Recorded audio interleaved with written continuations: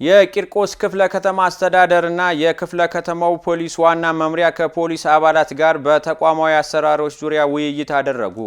ምክትል ሳጅን መልካሙ ዜና።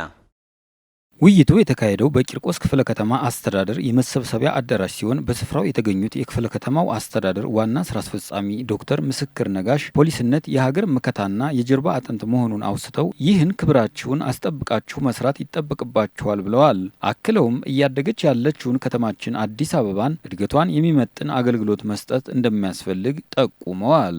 ፖሊስ ለአንድ ሀገር መከታ ነው፣ ለአንድ ሀገር የጀርባ አጥንት ነው። ከዚህም አኳያ መንግስታችን የጀመራቸውን ሁለንተናዊ የዲሞክራሲ ስርዓት ግንባታ፣ የኢኮኖሚ የማህበራዊ ልማት ግንባታዎች 724 የምናሳካው በተለይ አዲስ አበባ የማታንቀላፋ ከተማችን 724 እየሰራች በትጉሃን አመራሮቿ የብዙን ድሆች እንባ ያበሰች የማንሰራራት ጉዞዋን እየቀጠለች የአፍሪካ ተምሳሌት የምናደርገው አስተማማኝ ሰላም ሲሆን፣ ስለዚህ እናንተ ደግሞ ትልቁን ድርሻ አላችሁ። ፖሊስነት የህዝብ አደራን መሸከም የሰዎችን ሰብአዊነት ማስጠበቅ ነው ያሉት ደግሞ የክፍለ ከተማው ፖሊስ መምሪያ ኃላፊ ረዳት ኮሚሽነር አድማሱ ይፋ ሲሆኑ በተቋሙ አሰራር መሰረት ቀይ መስመሮች ያሏቸውን መጠበቅ እንደሚገባ ተናግረዋል። ፖሊስ የሚሰራቸው ስራዎች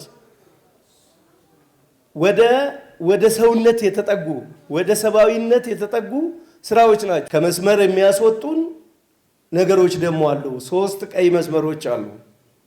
3 ቀይ መስመሮች። አንደኛ ብሔርተኝነት ነው። እኛ ፖሊሶች ነን፣ የተለየ ብሔር ሊኖረን አይችልም። ሁሉንም ህዝብ እኩል ነው የምናገለግለው።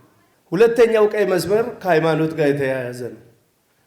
ኦርቶዶክስ ልንሆን እንችላለን፣ ሙስሊም ልንሆን እንችላለን። ወደ ራሱ ሃይማኖት ማድላት ፖሊስ አይችልም። ይሄም ቀይ መስመር ነው ማለት ነው። የፖለቲካ ጉዳይ ፖሊስ ምርጫ መምረጥ ይችላል። ፖሊስ ሆኖ ባለበት ጊዜ ካድሬ መሆን አይችልም ማለት ነው።